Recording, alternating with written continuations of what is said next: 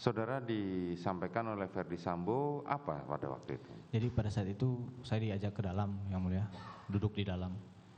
Saya duduk di kursi yang sofa yang satu, Pak Sambo duduk di sofa yang panjang, Yang Mulia, sebelah ke arah saya, dekat ke saya.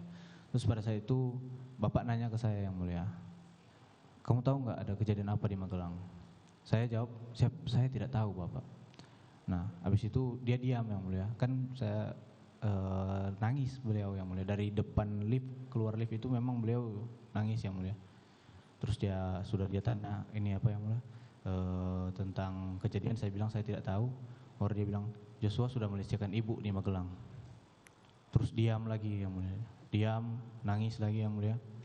Baru dia bilang, memang kurang ajar anak itu. Sudah nggak menghargai saya dia. Dia sudah menghina pangkat, harkat dan martabat saya. Nggak ada gunanya pangkat saya ini, Chat, kalau keluarga saya dibeginikan. Terus dia bilang ke saya, memang harus dikasih mati anak itu. Saya pada saat itu cuma diam, Yang Mulia. Saya pada saat itu cuma diam. Saya merasa bingung juga, Yang Mulia, karena saya tidak tahu kan ada kejadian pelecehan itu. Kan dia bilang ada pelecehan, Yang Mulia, tapi kan saya tidak tahu itu di Magelang. Dan pada saat itu kan yang ada di Magelang kan yang untuk anggotanya saya, almarhum, sama Bang Riki. Jadi otomatis yang bertanggung jawab di sana ya kami bertiga, Yang Mulia.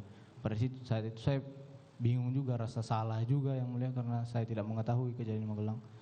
Habis itu dia maju, Yang Mulia, mengubah posisi. Pertama kan biasa, Yang Mulia, duduk. Habis itu dia merapat begini ke saya, Yang Mulia. Baru dia lihat ke saya, nanti kamu yang bunuh Joshua ya, dia bilang ke saya. Kalau kamu yang bunuh, nanti saya yang jaga kamu. Tapi kalau saya yang bunuh, nggak ada yang jaga kita lagi, Chat. Saya pada saat itu cuma jawab, siapa Pak?